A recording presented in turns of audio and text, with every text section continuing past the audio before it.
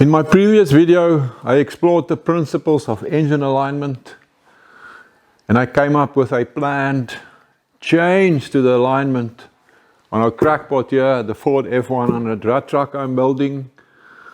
Now I'm going to implement my plan. Coming up. Come look here. Bring the spanner, come. Thank you. Now only one, keep that one. Thank you. And another one. Can you go to the front and help me from that side? He says it looks like there's something wrong with the wheel. Oh, there's something wrong with the wheel. Oh.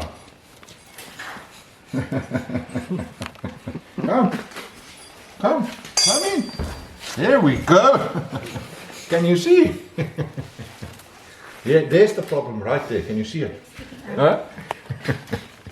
Hello. Shall we get up? Oh my god.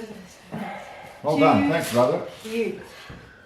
So the first thing I'm going to do on this right-hand drive truck I have here, that should actually be a left-hand drive truck. I'm going to cut open the tunnel right here so that the gearbox can move a little bit more that way. Let's see how that goes. Hey, if my plan doesn't work, I'll just have a bigger tunnel. And remember, if you can laugh at yourself, you will always have something to laugh at. Jeez, why do I have to come up with all these clever ideas?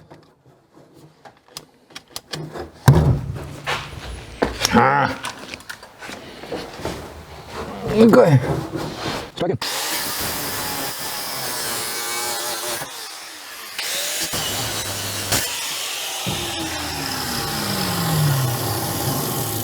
I better make sure there's no fuel lines or brake lines or anything below this point. Now it feels clear. Okay.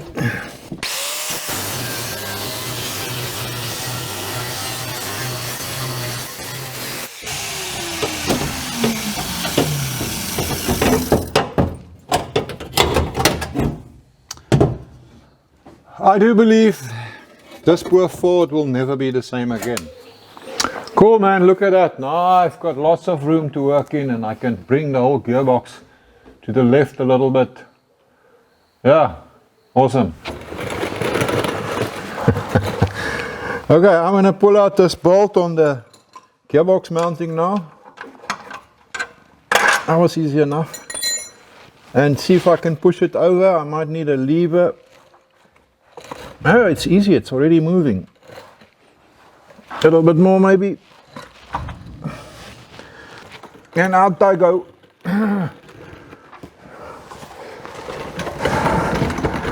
On my little crawler. And up the old man gets. Okay, so I've been pushing and pulling and moving things around a little bit. I've got that backhoe over to the left by about 1.5 inches.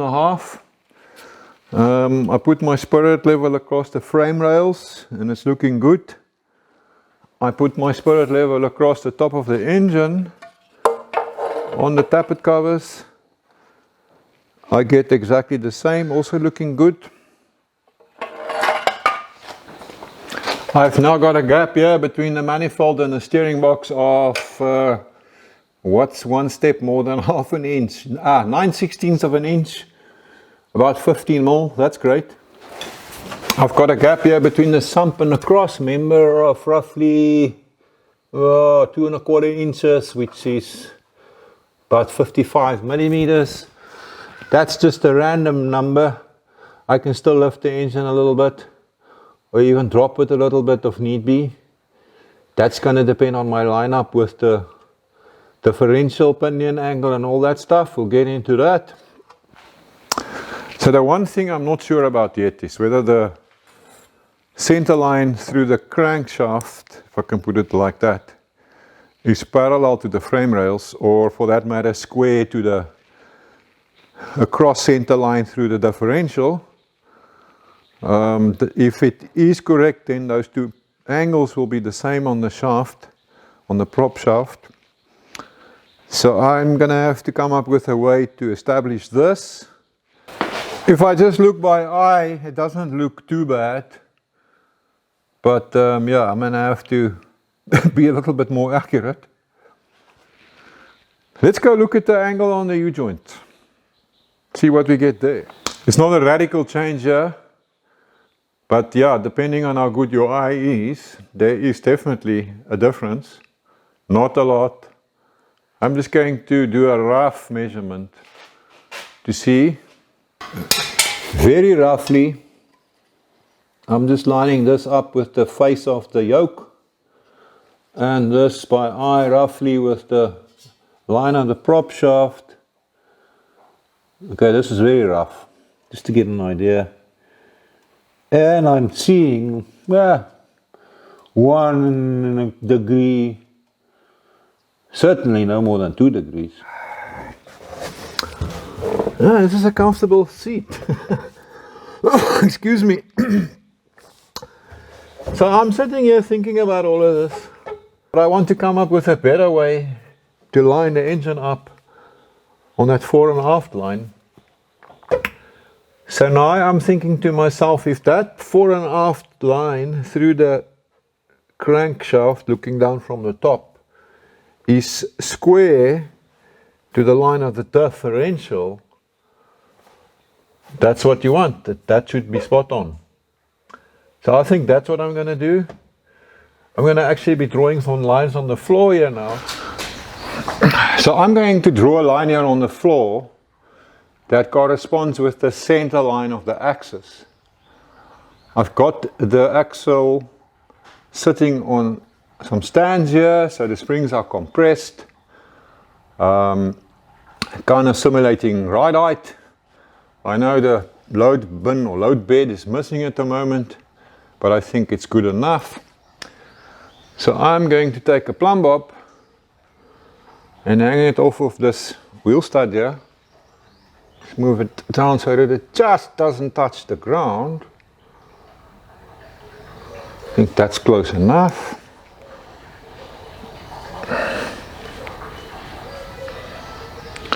And I'm going to watch here to see that this line of the plumb bob lines up with that center point on the side axle. I think that's pretty good. And I just got to wait for this fellow to become calm.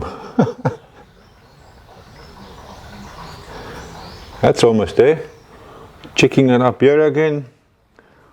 I think that looks good. So now I can make my mark on the floor here.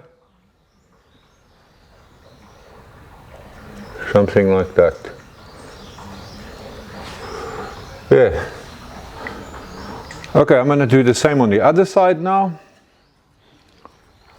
Come here, Mr. Plumb Bob. Okay, other side. Hey, where's the Plumb Bob? I mean, why not Plumb Dave or Plumb Pete? I think for all practical purposes we can say that's good. And there's my mark, faintly. Okay, cool. So I've taken this yellow nylon boulders line, I've attached it to a heavy weight on the other side. I'm just going to do the same here. Something like that.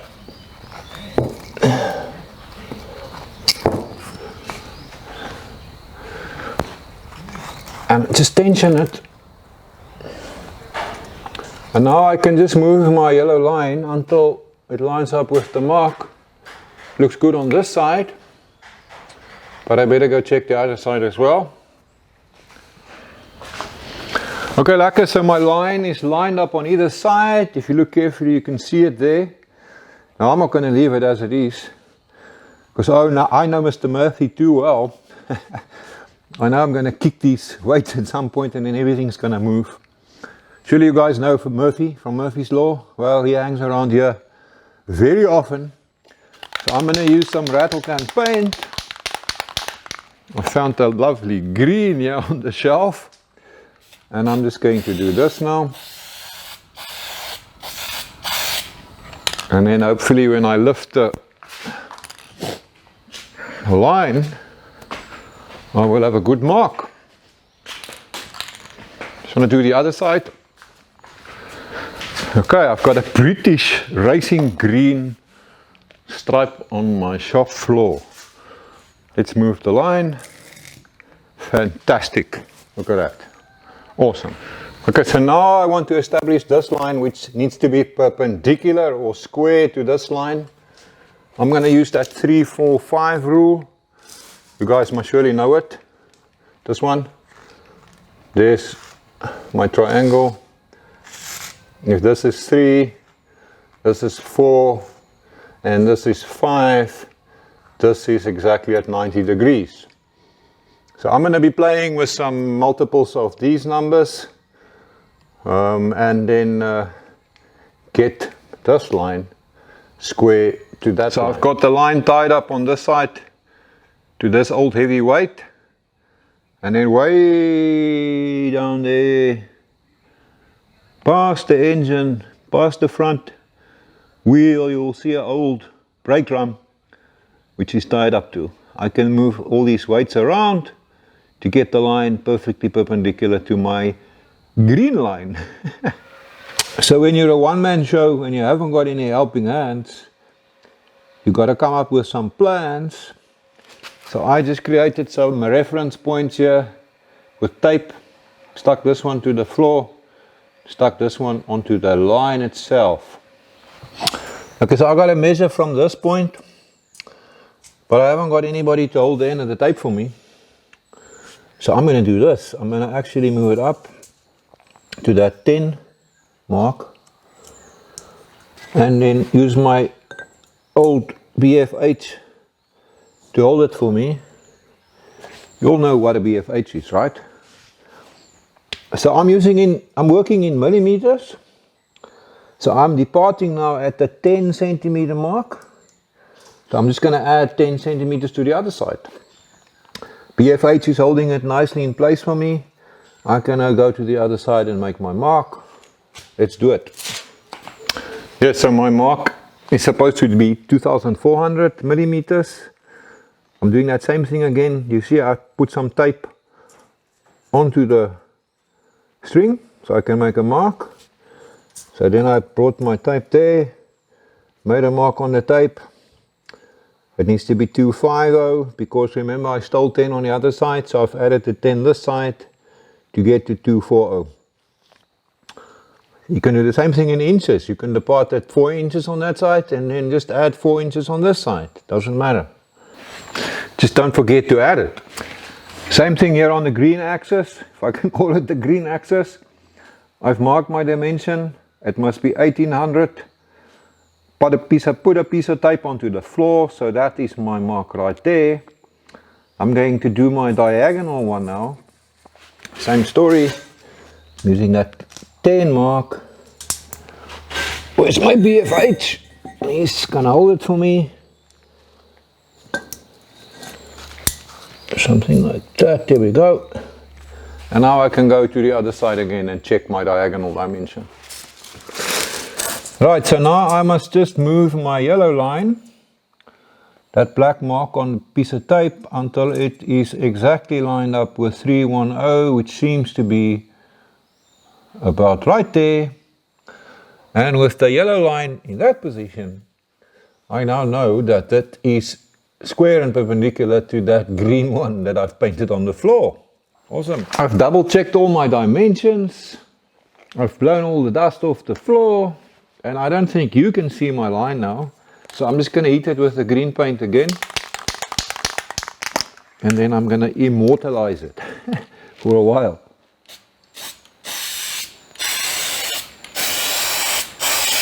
Now I don't want to paint my tire green.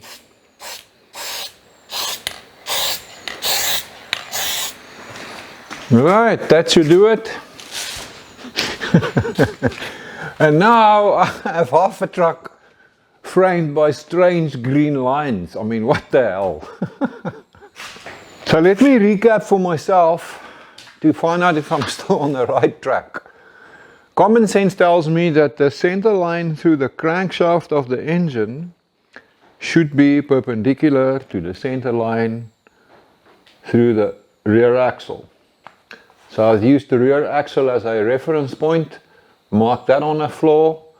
Now I've marked a line down here perpendicular or square to that axle line.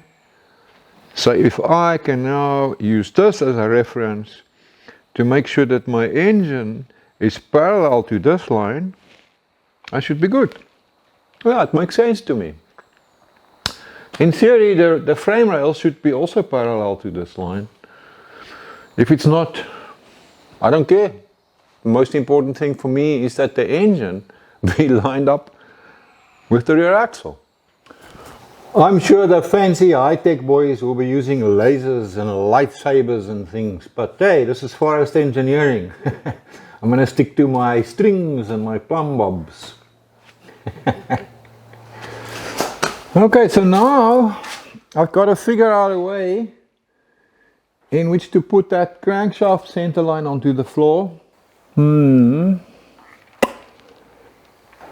Okay, so if I hang my plumb bob here from the front of the crankshaft onto the floor,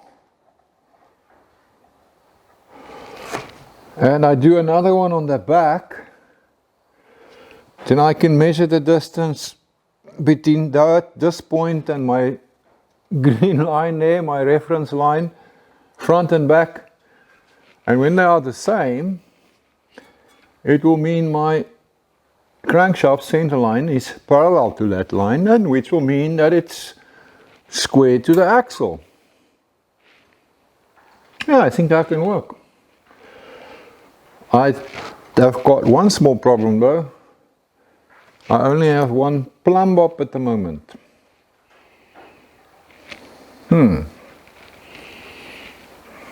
Guess I'm gonna have to make another one.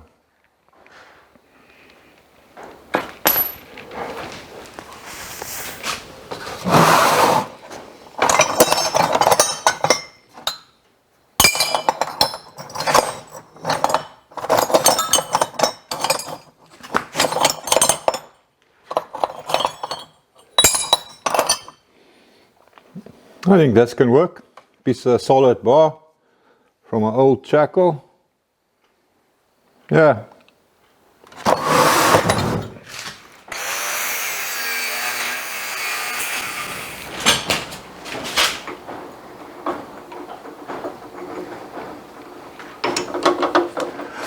Okay, so I want to have a nice taper on this.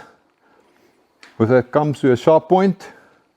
I got a lathe, but not everyone has, so let's do this forest engineering style.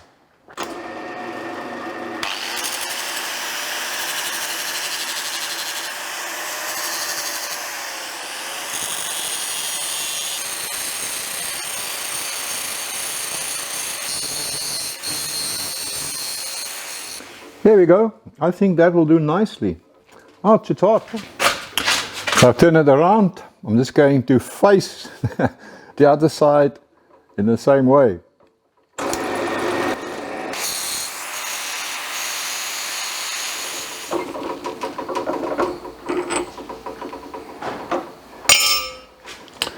So ideally on this side I would like a hole right in the center for the string to go in.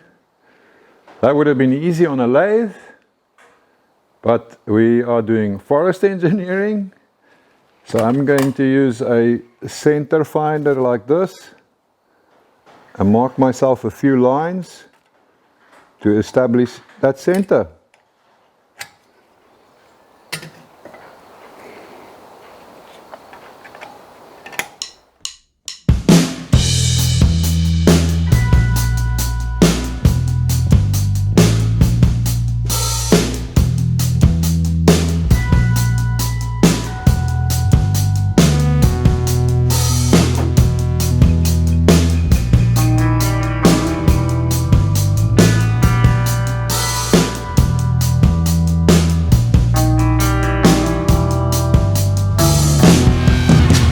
Fucking stupid mic died on me again. Okay, so there's my hole going in from the top, and I've drilled this big hole down here so I can actually get the string out and tie a little knot in it. The only thing that is important is the entry hole. If this hole is skew, doesn't actually matter much, as long as we kind of start as close to the middle as we can. Okay, I stole a piece of string from my wife. Nice and white, but not for long. See if I can get it in the hole. Yay, first shot. How about that? Now, maybe I can pull this out with a pair of sharp... No, that's not working. Ah! Voila! Got to tie a knot in the end now. Ta-da!